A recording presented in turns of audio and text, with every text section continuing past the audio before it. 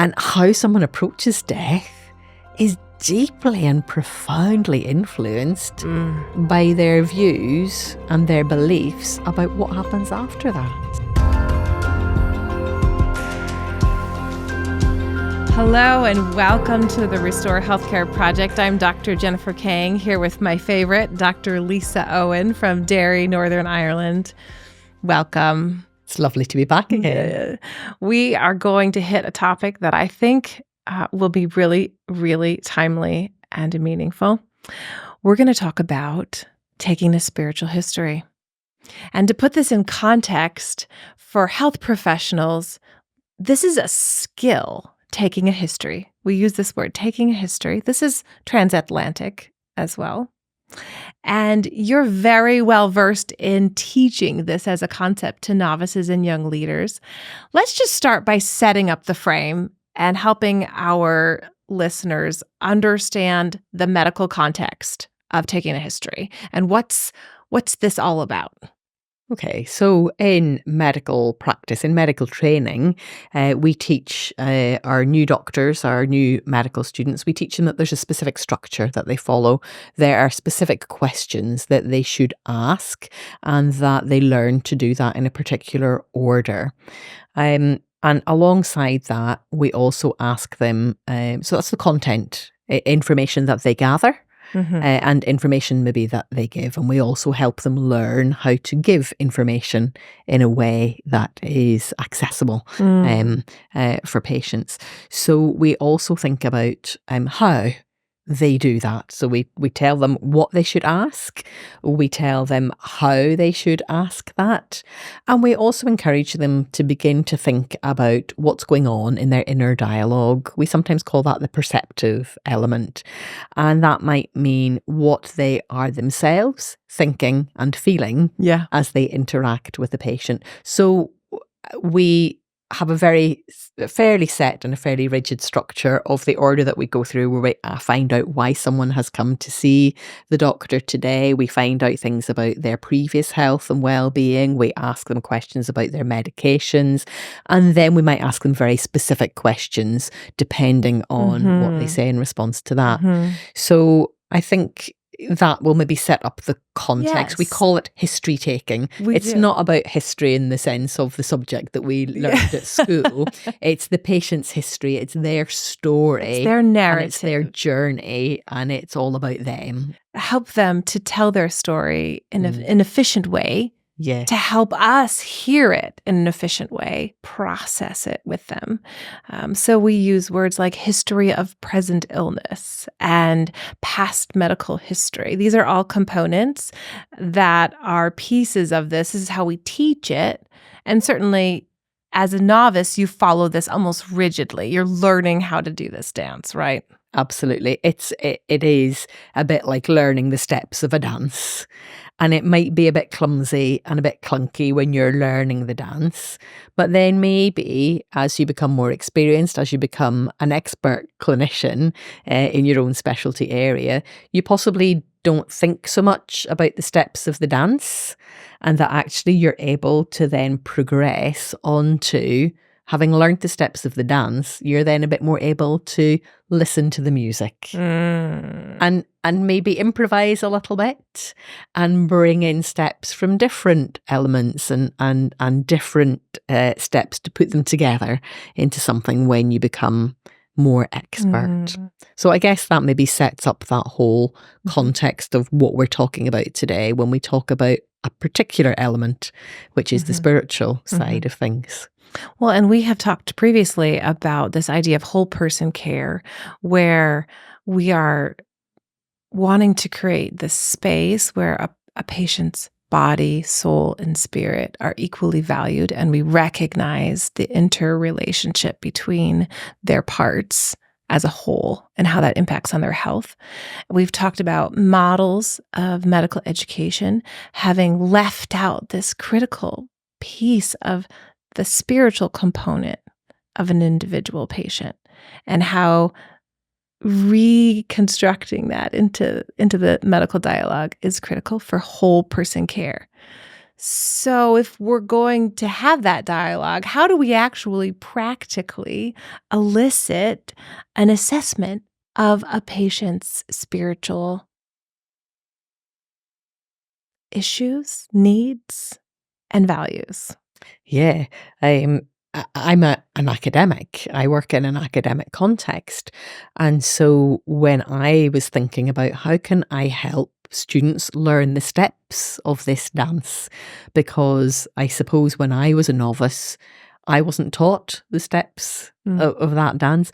So as an academic, I went to the literature and the body of existing wisdom that's out there to ask, how do other people do this? How have people done this? Mm. And there is, in fact, a rich strand of literature in medicine and in medical education that just give us some beautiful insights. There are beautiful insights in that literature that tell us the benefits of spiritual history taking.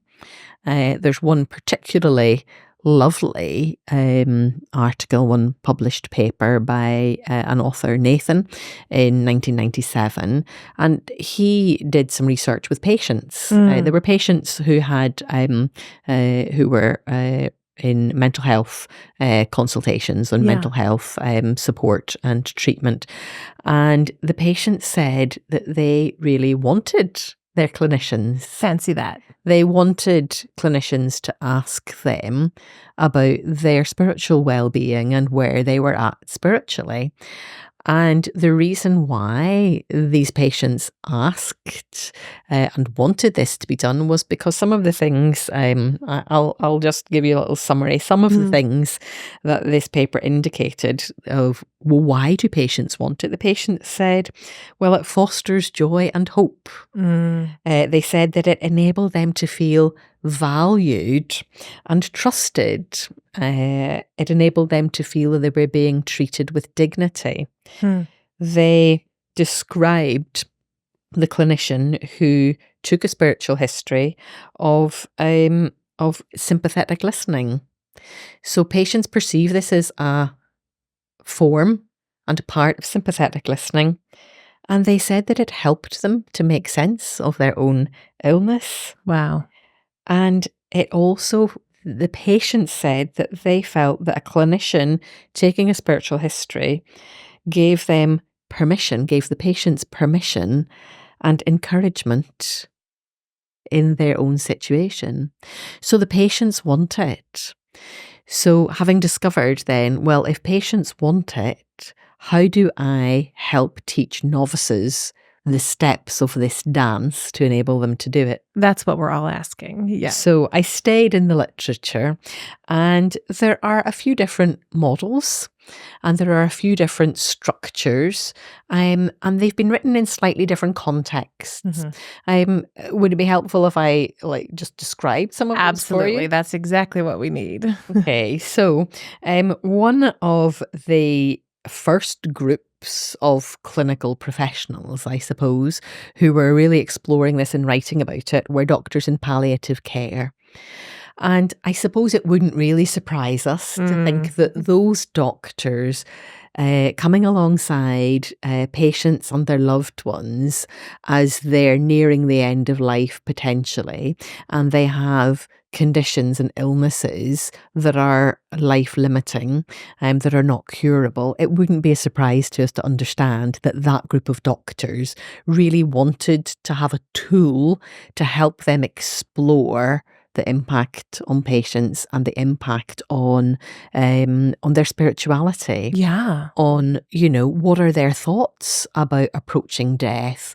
What are their thoughts and values and support mechanisms in terms of what do they think happens after death? Yeah. And how someone approaches death is deeply and profoundly influenced by their views and their beliefs about what happens after that. So the palliative care doctors, they used a little mnemonic, FICA. FICA. It was published by Pulcheski and Romer in 2000, and they talked about F being for faith and belief. And that was just some simple questions of saying to the patient, can I ask, do you have a particular faith or belief? That is a very simple question. Very open-ended. It is not intrusive. I can't imagine any patient being offended by that. Do you have a particular faith or belief? The next area, FICA, F-I-C-A, was at the I for importance. How important is that faith or belief to you at this time? And that was just a way of opening up, just a simple question that opens up permission for the patient or their loved ones to begin to speak about that to the clinician or carer. Yes. The next one was C. C was for community.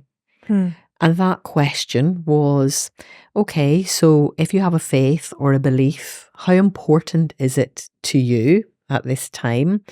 And do you have a faith community? Do you have connection in terms of that shared belief and that shared experience? And that then allows the clinician to direct a conversation about support and about how that can be helpful, and to explore with the patient, is this impacting on your ability to connect with your community? Yeah. Is your community helpful for you in this context? Is there a source of support? Or is it less helpful? And actually, in some cases, it may be that a community facing an individual member of their community with a difficult diagnosis, it might actually create barriers or even shame or guilt or whatever. So that's an important one, is what's the interaction with community? And the final was address, which is the question, how can we, as your healthcare providers, address your faith needs, your belief needs, or your spiritual needs? How can we address that? So it's really very goal orientated. We've found out where the patient is at. We've found out what matters to them, and we've asked them, how can we help address this? So FICA, that was one of the ones that's been written about in the palliative care context. That gives a very great scaffolding on which to direct, to remember what are the important pieces of this that I can touch on to create a basket in which to discuss this with the patient. I think that last question, it feels so vulnerable to place that last question, what can I do to address, what can we do to address your spiritual needs? Well, what a humble place to be in, and you have no idea what they're going to say to you. It's vulnerable because you don't know how you're going to be able to meet that. But what a beautiful connection point to leave that open like that. I'm curious to know how patients respond to that. I think my understanding, I'm not a palliative care doctor, but my understanding is that this really is very much, certainly in the UK context, this is absolutely core to palliative care practice. And I think because doctors in palliative care have recognised that for a long time. I think as well, the other group of clinicians, psychiatrists, I think, have understood this. The Royal College of Psychiatrists in the UK certainly have an interest group, and their statement is that anyone presenting with mental distress should have a spiritual history taken, because the Royal College of Psychiatrists advise that sometimes spiritual distress can manifest as mental distress. Yes. And it's important, I think, for the psychiatrist to be able to unpack that and differentiate. That's a more complex area than I would be used to dealing with. So I guess when I went to the literature, I was looking for, well, what about something simple for the novices, for the medical students who are not in any of those specialist contexts like palliative care or psychiatry, where there might be significant mental and or emotional, spiritual distress. So I was looking for something easy for them. Yes. Oh, I assume you found it. I did. You're leading up to it. Yeah. Did you get the hint there? We're leading up to that. So Neely and Minford published in Clinical Teacher, and their mnemonic, which was just super, it was called Faith. FAITH. And how could you not remember that? And it's very simple. The first question, the F, is, do you have a faith or a spiritual belief? The A was for application. How does this work out in your life? How Ooh, do that's you a good apply question. this? What does this look like for you in normal life?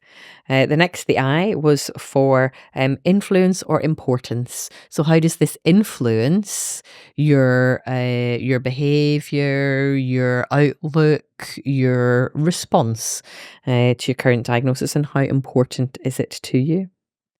And I think it's just a little side note there that this is a bi-directional thing.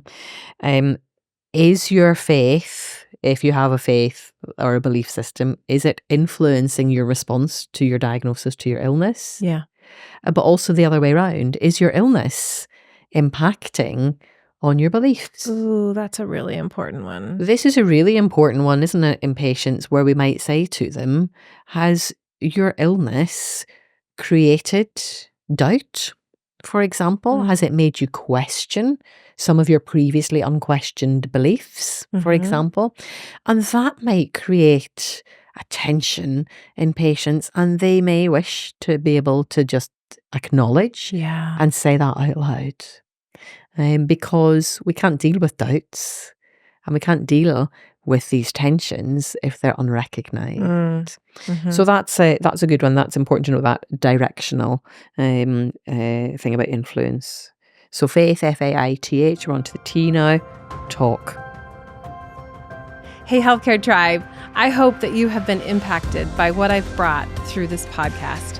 I also want you to know about opportunities to give back through my nonprofit, Selah Health International. We work to support projects for women and children of vulnerable populations around the world. You can learn more and donate on our website, selahhealthinternational.org. Is there anyone that you would like to talk to? Do you wish to talk to anyone? And the T also can refer to terminal planning, which would be a specific palliative care type of context, which is on the basis of your beliefs, what are the things that you wish to plan? So it might be, for example, funeral planning. It might be planning about memory building and things like that. Yeah. And then the final letter in the faith mnemonic was the H for help. How can I help? Again. Yeah, so it's always goal orientated. So that, again, those are some steps for the dance. And maybe depending on the music, those steps might work for you, or maybe there's some elements of that you could take out. And some of those suggestions and some of those questions, the original article builds on some of those questions a lot more and has some variations and some opportunities that are contextual. Yes. I think that's so practical, especially if this is not something that you have yet incorporated into your approach and your interaction. I think as novices, we tend to learn that way, as you say, and we use these building blocks, and then we do get more comfortable with their use, and we can insert them in out of order, and the flow can be more conversational and more connectional. But how helpful to have a scaffolding on which these are the important points of how to bring this conversation into the space. And I'm sure you, as you've learned through this in your own research and then application, have found that to be true as well. Yeah, you do.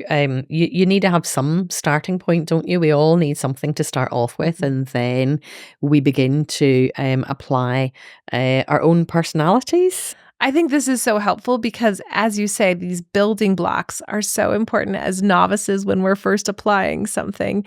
And we kind of do find it so helpful to have this memory device until it becomes more of a flow. And then we can insert those building blocks out of order. I'm sure that you've experienced this as you apply some of this teaching novices, which is what you do every day, but you also continue to be present in clinical practice. You're using this as well. There's probably a progression from this careful construction. Absolutely. And just like any other aspect of medical history taking or the medical consultation, I've gradually built up my own library of phrases and ways of asking a Mm, question that we adapt, almost without thinking about it, almost intuitively, don't we? That yeah. we adapt for the nature of the patient, for their health literacy, um, and actually with our own personality type. Mhm. And that's one of the things that I try to do in medical education. I try to encourage the students, listen, bring your personality to work. You don't have to ask the question the same way I ask the question because your personality is not the same as mine, and your life story and your life skills are not the same as mine. Here are it's like a menu. Yeah. You can pick from this menu what's going to work for you and what's going to work in your context. And you can mix and match and have a smorgasbord of phrases and a library of ways of expressing things that Mm, you can draw on. mhm. I do have a favorite one though. Oh, I know this one. It's actually my favorite as well. I think I use this next one that you are Yeah. gonna So say. the next one is the shortest one. It's the easiest one. And I know you love it because it's hope. Yes. Hope. Um, and hope is so easy to remember, and it covers the basics, Mm, and it just opens a conversation, and then we could use many of those other tools, and they are simply tools, building blocks. But hope is beautiful. It was initially described by Anandaraja and Height. mm. And hope, the questions go like this. Number one, the H for hope. What gives you hope? I love that What's question. your source of hope? They add on as well connection. Mm, What gives you hope and what's connection? They then ask the O part, which is, and do you participate in organised expression of your faith or belief? Do you have an organized output for that? Organized religion, we might describe, although we've discussed in previous episodes, haven't we, that mm. differentiation between religion and spirituality. So, do you participate in organized religion? P is, what are your personal spiritual practices? Yep. And that's really open. That's very inclusive of people from what we often use the phrase all faiths or none. And so, do you have any personal spiritual practices? And for many people, that would be prayer and meditation. And of course, even people who don't affiliate themselves with a religious denomination, often, very, very often, we know from, lots and lots of research evidence that many, many, many people pray or meditate Yeah. or do both prayerful meditation. So, what are your spiritual practices Mhm. that help you in times of need to cope with grieving of loss, to give you resilience, and to be a source of hope for you? And the final letter is the E, the effect. How is your spiritual belief affecting your experience of illness? And it's that bi-directional thing again that's so important, Mhm. which is, Mhm. what is the effect of your illness on your spirituality and on your belief system and on your practices? So that's an easy, Mhm. short access into, it's just the history taking, but I'm not obliged to be able to meet every need. Yeah. In the same way that any other medical need, I'm not obliged to meet it. I may not be able to. I may need to invite or refer you to someone with more Mhm. expertise in Mhm. that area than I have. Mm. I think also this is the point at which there sometimes is a space created by the patient and you together for a spiritual connection. Um, And I think that's what these first two acronyms you described create a space for. What can I do to support you? And I would say from my own experience, that question has sometimes resulted in, I don't know. I don't know. What can you? Is there anything you can do? I have had that response. And I often say at that point, I would love to support your faith and your hope in any way that feels comfortable to you. I sometimes give blessings. I sometimes will pray. Does any of that feel like that would be helpful? And you know this too. Many times, and I would say most of the time, my patients will say, I'd love that. How can we, with great honor and respect, bring prayer into that moment if there is an opening for that? Yeah. One of the subtle things that I've noticed with this type of conversation is that we often, in normal medical consultations, we often encourage the learning practitioner, the novice practitioner, to reflect back the patient's own words. Mm-hmm. And I think it's the same here. So just one really subtle little thing that I've noticed is that when we ask someone about their personal spiritual practices, I've noticed that sometimes people might talk about praying. Mm-hmm. They might say, I pray. But there's just this really subtle difference where sometimes people will say, I say a prayer, or I say my prayers. And that would maybe be people from a more liturgical background, Okay. where there would be set prayers rather than a spontaneous conversational type of prayer. And so what might be helpful in that is, well, you should reflect back to the patient the language that they've used, which would be an offer of, would you like me to say a prayer? And sometimes for some patients, saying a liturgical prayer with them might be a tremendously comforting and connecting experience for them. But for others who don't use that really subtle little bit of terminology, it might be that you can offer to pray. May I pray for you? Yeah. Sometimes with a description, what would that, but we should treat it exactly the same as any other medical intervention, in that patients should have the autonomy to decline or accept any offer of a treatment with informed consent. And in order for it to be informed consent, people should have knowledge. Well, what would that involve? What would that treatment, if we call it a treatment, what would that treatment involve? What might I get out of it? And are there any negatives? Are there any unintended side effects? What would I do next? And so we treat it exactly the same as we would treat any medical procedure, that actually it is abusive and coercive and an absolute infringement of our professional responsibilities to enforce that on anyone without their informed consent. Yeah. So there's an offer with information so that the patient can make an informed choice. Yes.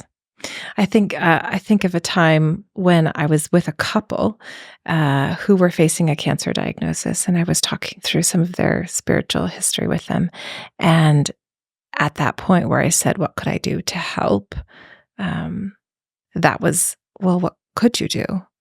And I asked them if prayer with me, because they had mentioned prayer, would be something useful to them. And remember that their context was a Muslim background. And the husband said to me, well, yes, but if we pray, I will need to pray to Allah. And I said, that sounds great. Could we pray together? Would you like to pray? And I will be here with you in that. And because I'm unafraid, I know that my worldview is not somehow infringed upon by giving honor to where they're at. And I prayed with them, and he prayed in his way. And I prayed with, and I invited the Holy Spirit to be present in that room as he is praying. And it was so meaningful. And he couldn't actually get through the prayer. He started crying. And then I just held their hands. And it was like this deeply meaningful moment where their spiritual context was being honored. And they were also experiencing the spiritual context that I was bringing.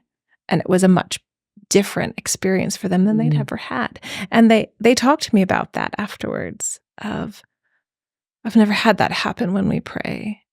That was incredibly meaningful. And the only thing that I did was hold space with them and bring what I have in a spiritual way through connection. And I think that we need to not be afraid of that. And as you said, to honor through informed consent what it is that they feel ready to receive. How would you frame the question, can I pray for you? Exactly that. Would it be helpful? Yes.